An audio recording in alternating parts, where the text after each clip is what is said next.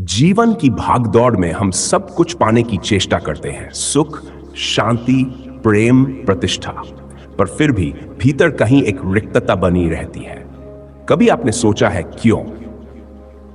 क्या कारण है कि सब कुछ होते भी आत्मा संतुष्ट नहीं होती? क्या कारण है कि मन थमता नहीं और हृदय चैन नहीं पाता? इस वीडियो में हम उस उत्तर की ओर चलेंगे जो सदियों से संतों ने दिया है। हम उन गूढ़ सत्यों को स्पर्श करेंगे जो केवल ग्रंथों में नहीं बल्कि अनुभवों में जीवित है। ये कोई उपदेश नहीं, ये एक निमंत्रण है भीतर की यात्रा का। एक यात्रा जहां स्मरण है, समर्पण है और है उस आनंद की झलक जो हर आत्मा का स्वभाव है। आइए मन को कुछ क्षण के लिए स्थिर करें और सुने वो वाणी जो बाहर नहीं भीतर बोलती है। भाग 1, सच्चे आनंद की ओर विस्तारित रूप। मनुष्य का जीवन एक खोज है, सुख की, शांति की और अंत में उस परम आनंद की जो किसी वस्तु में नहीं केवल आत्मा में बसता है। जन्म लेते ही बालक रोता है और फिर संपूर्ण जीवन इसी प्रयास में व्यतीत हो जाता है कि कैसे उस प्रथम अश्रु को मुस्कान में बदला जाए। परंतु यह मुस्कान या आनंद या संतोष क्या वास्तव में हमें कहीं मिल पाता है? हमारी आंखें सदा बाहर की ओर देखती हैं। हम सोचते हैं यदि हमारे पास और धन हो, थोड़ा और यश हो, रिश्ते बेहतर हो, शरीर स्वस्थ हो तो शायद हम सुखी हो जाएंगे। परंतु जिन्होंने ये सब पा लिया, क्या वे भीतर से शांत हो गए? असली सवाल ये नहीं है कि हमारे पास क्या है, बल्कि यह है कि हमारे भीतर क्या है।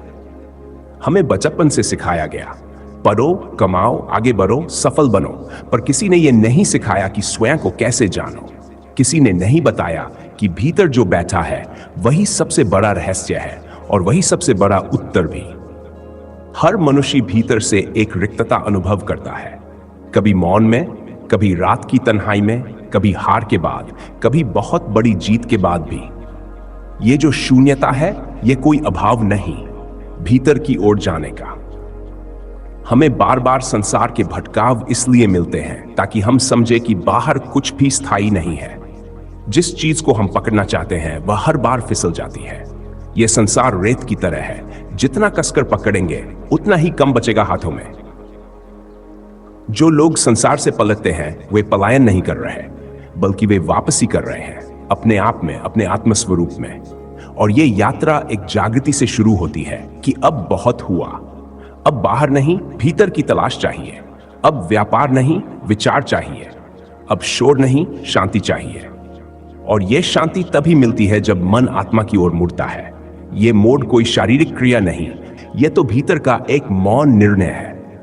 जब मन कहता है अब मैं थक गया हूं, अब मैं समर्पित होता हूं। समर्पण ही पहला कदम है उस आनंद की ओर। जब हम यह स्वीकार कर लेते हैं कि हमारी अपनी शक्ति सीमित है, तब एक असीम शक्ति हमें थाम लेती है।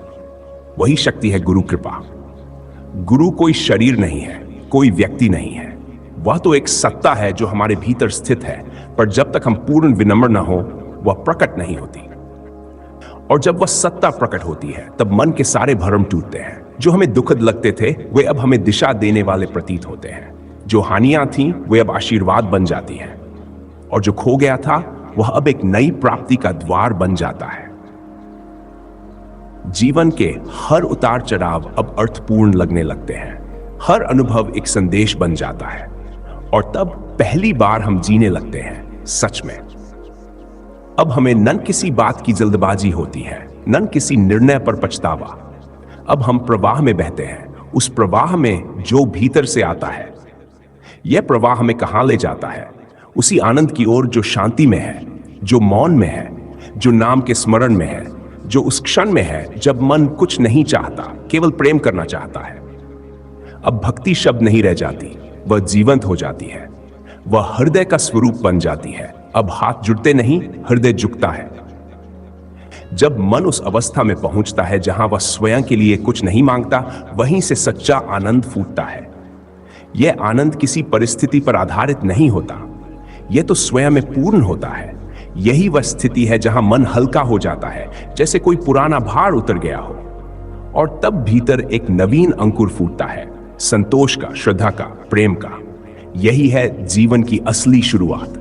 यही है आनंद की ओर पहला पक्का कदम। भजन, स्मरण और समर्पण की राह। जब मन एक क्षण को शांत होता है, जब सांसें गहराई से चलती हैं और जब आंखें बंद कर ली जाती हैं, तब भीतर एक स्पंदन उठता है। यह कोई साधारण भावना नहीं होती, यह आत्मा की पुकार होती है। यह पुकार उस प्रेम की होती है जो न तो संसार में पूर्ण मिलता है, न किसी रिश्ते में टिकता है। यह प्रेम दिव्यता की ओर ले जाने वाला वह झरना है जो हर किसी के भीतर बहना चाहता है, पर हम उसका स्रोत भूल गए हैं। हमने भजन को संगीत समझ लिया और स्मरण को केवल जप। लेकिन भजन केवल सुर नहीं, वह तो उस वेदना की अभिव्यक्ति है जो आत्मा से उठती है। जब मन इस संसार से थक जाता है, जब कोई आशा नहीं बचती, तब हृदय कहता है, अब तुझे ही पुकारूं, हे मेरे परम। स्मरण कोई यांत्रिक क्रिया नहीं है, यह तो एक जीवित संबंध है। जैसे एक मां दिन भर अपने बच्चे को याद करती रहती है, जैसे कोई प्रेमी अपने प्रिय को बिना रोके याद करता है, वैसे ही जब हृदय किसी अदृश्य सत्ता से जुड़ जाता है, तब वह सतत स्मरण बन जाता है। सतत स्मरण का अर्थ है हर स्थिति में, हर अवस्था में, हर भावना में उसी की झलक देखना। चाहे सुख हो या दुख, सफलता हो या विफलता, मन अब उस सत्ता की उपस्थिति से अलग नहीं होता। और जब यह अवस्था स्थिर हो जाती है, तब जीवन बदल जाता है। फिर बाहरी परिस्थिति मायने नहीं रखती। फिर न तो कोई हमें तोड़ सकता है, न कोई हमें बहका सकता है, क्योंकि अब हमारा आधार कोई व्यक्ति, वस्तु या घटना नहीं, बल्कि स्वयं परम है। भजन अब शौक नहीं रह जाता, वह जीवन का सहारा बन जाता है। अब हम भजन इसलिए नहीं करते कि हमें कुछ चाहिए, बल्कि इसलिए करते हैं क्योंकि और कुछ करने की इच्छा ही नहीं बची। जब प्रेम अपने चरम पर पहुंचता है, तब वह केवल देना जानता है, मांगना नहीं। यह प्रेम जब भजन में उतरता है, तब शब्दों से अधिक मौन बोलता है। कभी आंखों से बहते आंसू, कभी बिना आवाज के कंपाते होंठ, कभी भीतर से उठता कंपन, ये सब भजन के ही रूप है। समर्पण इस यात्रा का सबसे निर्णायक मोड़ है। जब हम ये स्वीकार कर लेते हैं कि हम कुछ नहीं जानते, तब जानने की शुरुआत होती है।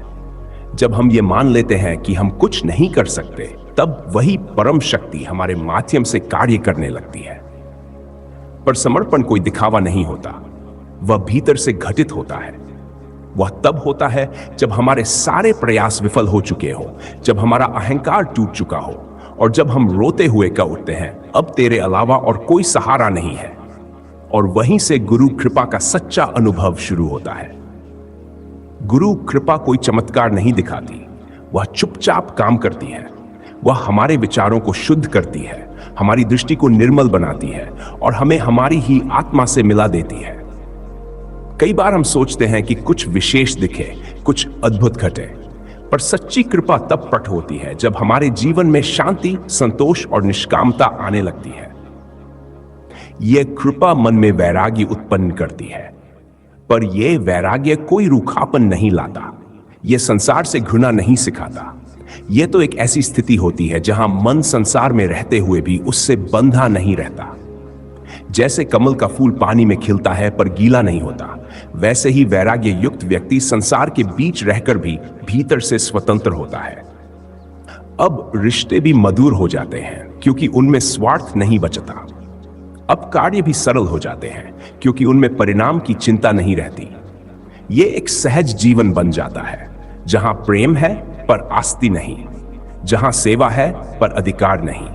वैराग्य कोई निषेध नहीं, ये तो उच्चतम स्वीकार है। ये जीवन से भागना नहीं, जीवन को नए दृष्टिकोण से अपनाना है। ये आत्मा का अपने मूल की ओर लौटना है। और ये सब तब संभव होता है जब स्मरण सतत बना रहे, जब भजन हृदय से उठे और जब समर्पण पूर्ण हो। यही है उस दिव्य पथ की शुरुआत जो हमें सच्चे आनंद की ओर ले जाता है। जब मन स्मरण में स्थिर हो जाता है, जब हृदय समर्पण में डूब जाता है, तब जीवन में एक मौन उतरता है। ये मौन केवल बाहरी चुप्पी नहीं होती, ये तो भीतर की गहराइयों में उतरा हुआ एक अद्वितीय शांति का अनुभव होता है। ये मौन आत्मा की सबसे सच्ची भाषा है। शब्द तो द्वंद्व पैदा करते हैं, तुलना, व्याख्या और आग्रहों को जन्म देते हैं, लेकिन मौन केवल समर्पण करता है। मौन केवल अनुभव कराता है। मौन उस स्थिति में ले जाता है जहां विचार समाप्त हो जाते हैं और केवल अस्तित्व बचता है। इस मौन में मन पहली बार स्वयं को देख पाता है, अपनी सारी इच्छाओं, लालसाओं, मोह और अभिमान के साथ। ये एक कठिन पड़ाव होता है क्योंकि इसमें मन स्वयं को नग्न देखता है, बिना श्रृंगार, बिना परतों के। लेकिन यही सच्ची साधना की शुरुआत है। जब व्यक्ति अपने दोषों को स्वीकार करता है, अपने भीतर के अंधकार को पहचानता है और फिर उस अंधकार में भी परमात्मा की रोशनी की प्रतीक्षा करता है। आत्मचिंतन कोई बौद्धिक अभ्यास नहीं है, यह तो आत्मा की पुकार है। हे प्रभु, मुझे मेरी असलियत दिखा। और जब वह असलियत प्रकट होती है तो अहंकार का दर्प चूर चूर हो जाता है। तब व्यक्ति यह समझ पाता है कि जितना सोचा था उतना जाना नहीं था, जितना जाना था उतना जिया नहीं था, और जितना जिया था उसमें मैं बहुत था और वह बहुत कम। और वहीं से मैं का अंत और तू की शुरुआत होती है। अब साधक नहीं कहता मैं कर रहा हूं, वह कहता है मुझसे करवा रहे हो। यही अहंकार का विसर्जन है, यही गुरु कृपा की सच्ची पहचान है। गुरु कृपा कोई एक घटना नहीं होती, यह तो निरंतर बहती हुई एक सूक्ष्म धारा है। जो सीकर तैयार होता है वही उस कृपा को ग्रहण कर पाता है। कृपा कभी दिखावा नहीं करती, वह चुपचाप मन को डालती है। जैसे कुम्हार गीली मिट्टी को धीरे धीरे आकार देता है, वैसे ही गुरु कृपा हमारे जीवन को संतुलन, लय और सुंदरता प्रदान करती है। कभी वह कृपा दुख के रूप में आती है, कभी अपमान के रूप में, कभी प्रतीक्षा के रूप में। पर जब नजर बदलती है तब पता चलता है कि हर घटना, हर टकराव, हर टूटन एक विशेष उद्देश्य से थी। वह उद्देश्य था हमें भीतर मोड़ना, हमें वह बनाना जो हम सच में हैं। और जब हम उस दिशा में बढ़ते हैं तब जीवन में एक गहराई आती है। फिर साधना केवल नियम नहीं बल्कि स्वभाव बन जाती है।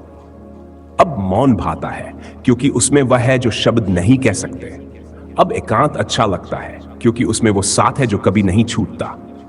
अब अकेलापन डराता नहीं, वह तो ईश्वर की निकटता बन जाता है। अब मन प्रश्न नहीं करता, अब वह सुनता है। अब वह प्रतिक्रिया नहीं देता, अब वह स्वीकार करता है। अब जीवन को समझने की जगह जीवन को अनुभव किया जाता है, और यही है उस दिव्यता की पहचान। इस अवस्था में व्यक्ति साधारण दिखता है पर भीतर महासागर सा गहरा होता है। वह बोलता कम है पर हर शब्द किसी प्रार्थना सा असर करता है। वह मांगता कुछ नहीं पर भीतर से सब कुछ दे देता है। यही है सच्चे साधक की दशा। न कोई आडंबर, न कोई प्रचार, बस एक सरल, शुद्ध, निष्कलंक जीवन जो मौन में भी राह दिखा देता है। गुरु के साथ यह संबंध अब बाहर के उपदेशों से ऊपर उठ चुका होता है। अब वह दृष्टि में होता है, भावना में होता है। अब हृदय की हर धड़कन में वही नाम है। और जब जीवन इस अवस्था में पहुंचता है तब उसे किसी उपलब्धि की जरूरत नहीं रहती। न उसे सिद्धि चाहिए, न प्रशंसा, न पद, न प्रतिष्ठा, क्योंकि अब उसे मिला है वो जिसका कोई मूल्य नहीं पर जिसकी अनुपस्थिति ही सबसे बड़ा दुख थी। अब जो मिला है वह शब्दों में नहीं कह सकते, उसे केवल जिया जा सकता है। और यही है जीवन का परम उद्देश्य, वो मौन जो सब कुछ कहता है। जीवन को साधना में बदलने के 10 सरल उपाय। 1, मौन में कुछ समय बिताइए। हर दिन कुछ मिनट चुपचाप बैठिए, न कोई विचार, न कोई इच्छा, केवल मौन में अपने भीतर देखिए। यही मौन आपको ईश्वर तक ले जाएगा। 2, नाम को सांसों से जोड़िए। नाम स्मरण, हर श्वास के साथ ईश्वर का नाम लीजिए। जैसे श्वास भीतर जाए राह, श्वास बाहर आए मां। यह अभ्यास धीरे धीरे नाम को आपके रोम रोम में बसा देगा। 3, एक भावपूर्ण भजन को दिनचर्या में जोड़िए। कोई एक ऐसा भजन चुनिए जो आपके हृदय को गहराई से छूता हो। प्रतिदिन भाव के साथ उसका गायन कीजिए। 4, सेवा को साधना बना लीजिए। दूसरों की मदद, छोटे काम, सफाई, वृद्धों की सेवा, इन सबको पूजा के समान कीजिए। सेवा से मन का मैल उतरता है। 5, मैं कुछ नहीं जानता, इस भाव को अपनाइए। हर दिन अपने भीतर कहिए, हे प्रभु मैं कुछ नहीं जानता, जैसा बनाना है वैसा बना लो। यह भाव अहंकार को गलाता है। 6, आत्मा से संवाद करने के लिए लेखन कीजिए। रोज कुछ पंक्तियां ऐसे लिखिए जैसे आप परमात्मा से बात कर रहे हो। इससे भीतर की बात बाहर आएगी और मन हल्का होगा। 7, गुरु की कृपा मेरे साथ है, यह स्मरण बनाए रखिए। कभी मन डगमगाए तो आंखें बंद करके धीरे धीरे कहिए, गुरु की दृष्टि मेरे साथ है। इससे हिम्मत और स्थिरता मिलेगी। 8, किसी एक वचन को जीवन सूत्र बना लीजिए। गुरुजी के किसी एक वाक्य को चुनिए जो आपको भीतर तक छूता हो, उसे ही बार बार दोहराए और उस पर जीने का प्रयास कीजिए। 9, फल की चिंता त्याग दीजिए। हर कर्म के बाद भीतर कहिए, फल तेरा है प्रभु, मेरा तो केवल कर्तव्य है। यह अभ्यास बहुत गहराई से मन को मुक्त करता है। 10, करुणा को भीतर जगाए। अपने दोषों को देखकर स्वयं से घृणा न करें, उनसे प्रेम से कहें, तुम भी प्रभु की संतान हो और तुम भी बदल सकते हो। यही करुणा भीतर की शक्ति बनती है। ये 10 उपाय सरल है, लेकिन यदि श्रद्धा और नियमितता से किए जाए तो यही जीवन को परमात्मा की ओर मोड़ देते हैं। जीवन की सच्ची यात्रा बाहर की ओर नहीं, भीतर की ओर होती है।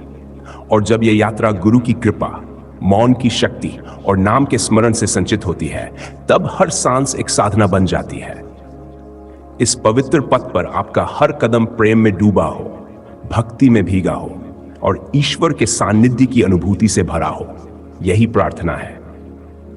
चलते रहिए शांति की ओर, सत्य की ओर, अपने आप की ओर।